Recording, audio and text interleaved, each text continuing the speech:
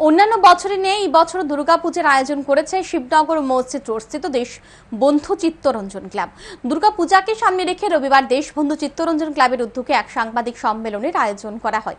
সাংবাদিক সম্মেলনে ক্লাবের সভাপতি চিত্ত সাহা জানান, দুর্গাপূজাকে সামনে রেখে 5 থেকে 6 মাস পূর্বে দেশবন্ধু চিত্তরঞ্জন ক্লাবের প্রস্তুতি শুরু হয়ে যায়। এই বছর দেশবন্ধু চিত্তরঞ্জন ক্লাবের মূর্তি তৈরির দায়িত্বে রয়েছে পশ্চিমবঙ্গের শিল্পীরা, পূজা মণ্ডপ নির্মাণের দায়িত্বে রয়েছে স্থানীয় শিল্পীরা, তার সাথে থাকবে লাইট ও সাউন্ড শো। বন্যা পরিস্থিতি মোকাবেলা করার জন্য এই বছর ক্লাবের পক্ষ থেকে মুখ্যমন্ত্রীর ত্রাণ তহবিলে 51,000 টাকা দান করা হবে। এই বছর ক্লাবের পূজার বাজেট আনুমানিক 50 লক্ষ টাকা হবে বলে জানান তিনি। বর্তমানে ত্রিপুরা বন্যার পরিস্থিতি হওয়ায় আমাদের বড় বাজেটের পূজা ছোট করিতে পারছে না। আমাদের পূজার বিশেষ আকর্ষণ কলকাতার মৃৎশিল্পী নারুগোপাল দাসের পাথর সেটিং মায়ের মূর্তি। প্যান্ডেলের স্থানীয় শিল্পীদের প্রতিভাকে ত্রিপুরাবাসীর কাছে তুলে ধরার চেষ্টা করছি। প্যান্ডেল হচ্ছে বিখ্যাত জ্ঞান লিসুবয়া হোটেলের অনুকরণ। ওর সঙ্গে থাকছে আকর্ষণীয় লাইট অ্যান্ড সাউন্ড শো।